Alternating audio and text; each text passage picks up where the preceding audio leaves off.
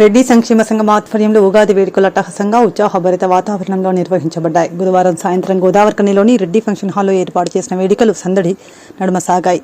కార్యక్రమానికి మేయర్ మహంకాళి స్వామి, deputy mayor Pathapalli Ellaiah ముఖ్య అతిథులుగా హాజరై జ్యోతి ప్రజ్వలన చేసి వేడుకలను ఘనంగా ప్రారంభించారు.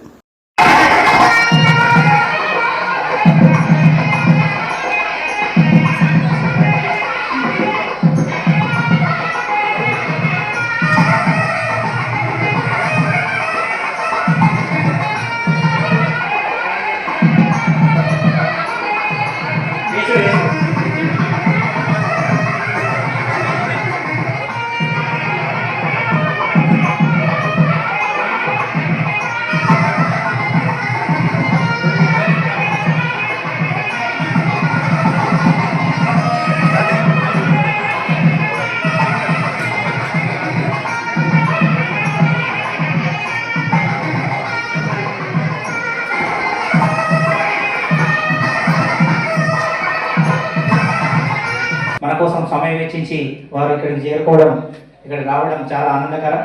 ఈ సందర్భంగా మన రెడ్డి సంఘం నుండి కార్పొరేటర్లు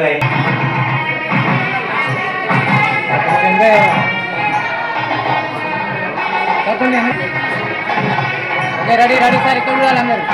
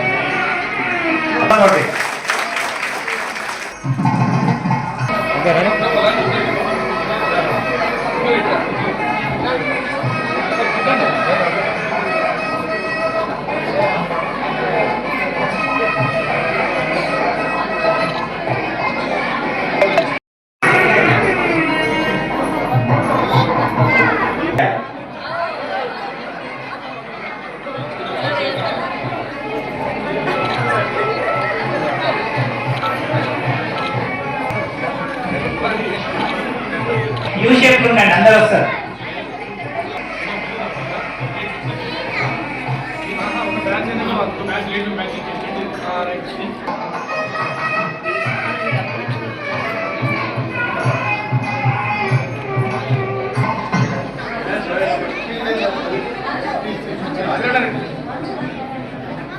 గౌరవం పెట్టారు.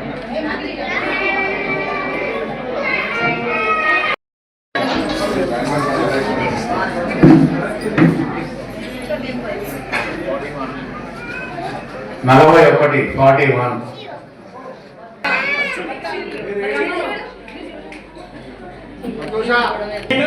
సో డిక్రీజ్ అయింది 22 అండి 22.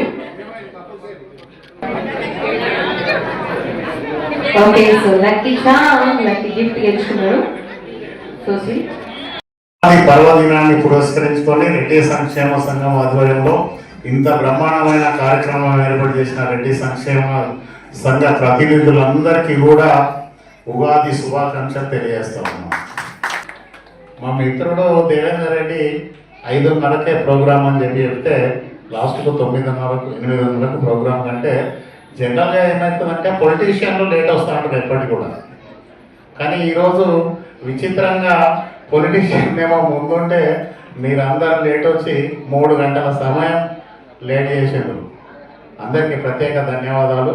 మీరందరూ కూడా కొత్త సంవత్సరంలో ప్రతి ఒక్క కుటుంబం ఆయురారోగ్యాలతో ఉండి అష్టైశ్వర్యాలు సంపాదించుకొని ఈ ప్రాంత అభివృద్ధిలో ప్రతి ఒక్కరు కూడా భాగస్వాములు కావాలని చెప్పేసి కోరుకుంటా ఉన్నాం.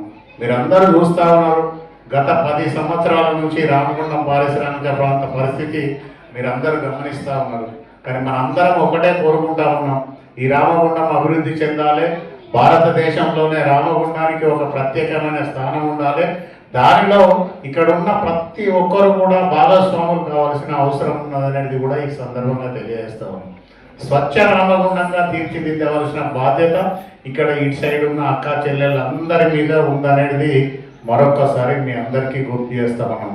ఈరోజు మనందరం కూడా ఇప్పటికే ఇక్కడ ఈ ప్రాంతంలో అనేకమైన ఇండస్ట్రీస్, అటు ఎన్టీపీసీ కావచ్చు, ఆర్ఎఫ్సిఎల్ కావచ్చు, ఓపెన్ కాస్ట్ మైన్లు కావచ్చు, ఇవన్నిటితోటి కూడా పొల్యూషన్ విపరీతంగా వచ్చేసి మనందరం కూడా అనారోగ్య బారిన పడుతూ ఉన్నాం. మనందరం అంటే ఇక్కడ నా వయసు వాళ్ళు కానీ పెద్దవాళ్ళు కానీ ఉంటే ఎప్పుడో ఎక్కడో ఒక ఇంట్లో క్యాన్సర్ పేషెంట్స్ ఉన్నదనేది మనం చూసేవాళ్ళం. కాకపోతే ఈసారి ఏమైపోయిందంటే గోదావరి పారిశ్రామిక ప్రాంతంలో ప్రతి 100 మందిలో 10 మంది క్యాన్సర్ బారిన పడతా ఉన్నాం. ఇదంతా పొల్యూషన్ తోటి వస్తూ ఉన్నాయి. ఆ పొల్యూషన్ కంట్రోల్ చేసుకోవాల్సిన బాధ్యత ప్రతి అక్క చెల్లె మీద ఉన్నది. ప్రతి ఇంట్లో విపరీతమైన చెట్లు నాటండి, పొల్యూషన్ కంట్రోల్ చేయండి. ఇదంతా ఒక ఎత్తు అయితే రామగుండంలో దాదాపుగా కార్పొరేషన్కు సంబంధించి గత 10 సంవత్సరాల పాలనలో రామగుండం పూర్తి అస్తవ్యస్తమైన పరిస్థితులలో గౌరవ ఎమ్మెల్యే రాజ్ ఠాకూర్ గారు ఈ ప్రాంతాన్ని అంతా కూడా పూర్తిగా అభివృద్ధి చేయాలనే సంకల్పం, ఏకైక సంకల్పం.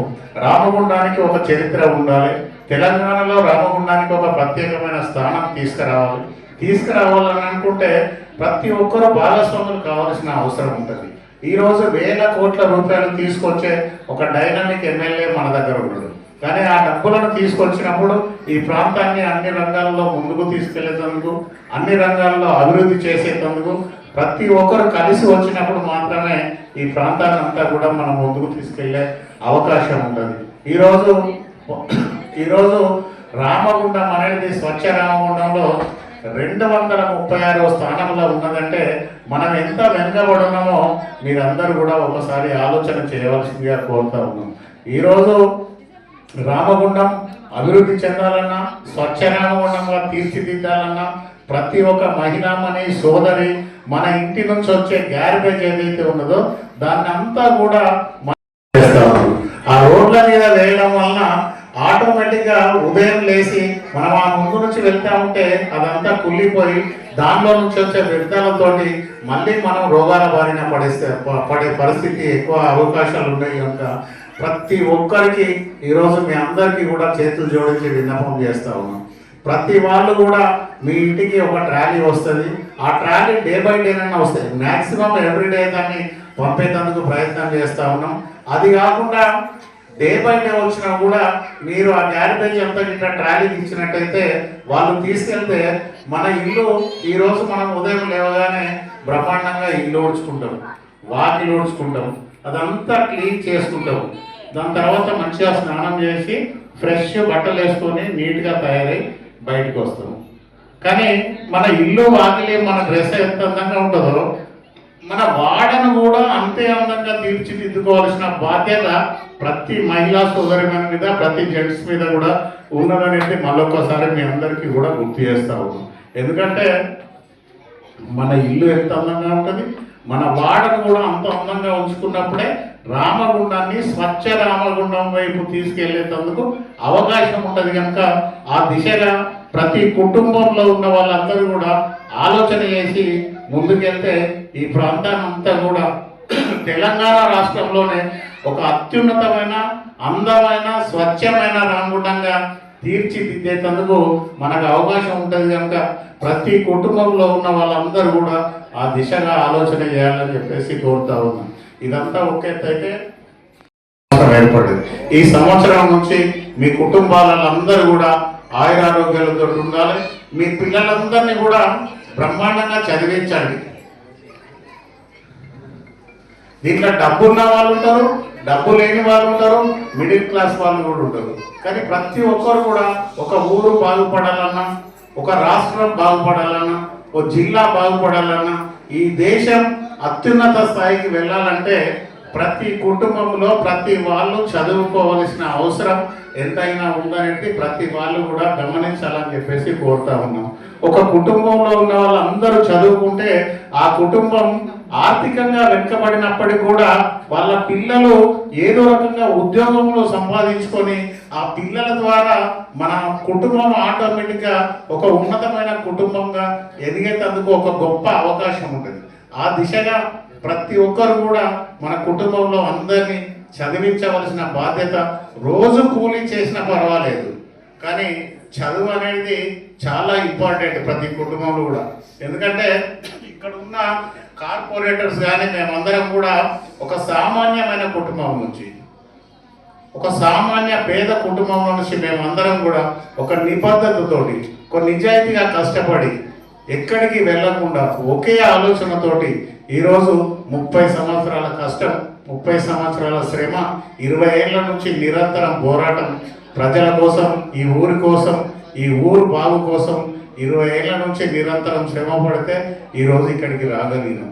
ఒక నిబద్ధత, ఒక నిజాయితీతోటి పనిచేసినప్పుడు ప్రతి ఒక్క కుటుంబం ఆర్థికంగా, సామాజికంగా, రాజకీయంగా అన్ని రంగాలలో ముందుకు వెళ్ళేందుకు చాలా అవకాశాలు ఉంటాయి. ఈరోజు మనం పరాభవ నవ సంవత్సరం, చాలా మంది మా సోదరి అనగానే పరాభవం ఎదురవుతుందా, అయింది ప్రతి కుటుంబానికి ఏమన్నా నష్టాలు జరుగుతాయా అని చెప్పేసి చాలా మంది ఆలోచిస్తున్నారన్న. అది కాదు అని చెప్పేసి ఇంతకుముందు మేము మున్సిపల్ ఆఫీసులో కూడా పంచాంగ శ్రవణం పెట్టించినప్పుడు అదే మాట్లాడుకుంటుండే మా చెల్లె నేను అందరం కూడా. పరాభవ ఒక లలిత అమ్మవారు, ఒక అమ్మవారు మనకి ఈరోజు ఒక ఆదిశక్తి. ప్రతిరోజు ఉదయం మనం కొలిచే అమ్మవారు ఈరోజు మనం ముంగిటికి వచ్చారు. ఈరోజు భవుడు అంటే ఒక శివుడు, ఒక అమ్మవారు శివుడు. ఈరోజు ఉదయం లేవగానే మనందరం తయారై ప్రతిరోజు ఇంట్లో దీపం వెలిగించి ఆ దేవుళ్ళకు దండం పెట్టుకొని మన కుటుంబం, ఈ ఊరు అన్నీ కూడా సంతోషంగా సుఖ సంతోషాలతోటి ఉండాలని చెప్పేసి మనం బయటకు వస్తాము.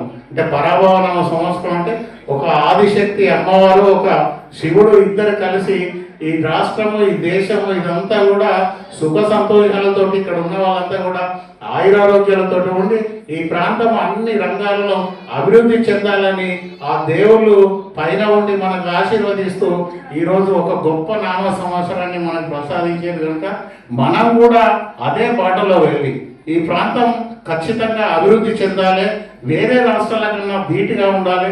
రామగుండం అంటే తెలంగాణలోనే కాదు, దేశంలో దీనికి ఒక గొప్ప పేరు వచ్చేలా మనందరం ఉండాలని చెప్పేసి మనందరం ఆ దిశగా ఆలోచన చేయాలని చెప్పేసి కోరుతా ఉన్నాం. నిజామాబాద్ దగ్గర ఏదో ఒక ఊరు, నేను మొన్న వీడియోలో చూసిన, నిజామాబాద్ దగ్గర ఒక పల్లెటూరు. ఆ ఊళ్ళో అందరూ కూడా వాళ్ళు అగ్రికల్చర్ వ్యవసాయం చేస్తూ ఉంటారు. వాళ్ళు ప్రతి కుటుంబం కూడా వ్యవసాయానికి వెళ్ళి వాళ్ళ ఇళ్ళన్నీ కూడా ఒక నీట్గా, ఒక సిస్టమేటిక్గా, ఒక పద్ధతిగా ఉంటుంది. ఎక్కడ కూడా ఒక చిన్న చిత్తు కాగితం కూడా కనిపించేది రోడ్ల మీద. ఒక చిన్న చిత్తు కాగితం. సాయంకాలం ఉదయం నుంచి సాయంత్రం దాకా వ్యవసాయ పనులకు వెళ్ళొచ్చి సాయంత్రము అక్కడ ఉన్న అక్క చెల్లెళ్ళందరూ కూర్చొని మాట్లాడుకొని అది చేస్తారు తప్ప ఎవరు మొబైల్ ఫోన్స్ కూడా యూజ్ చేయరు.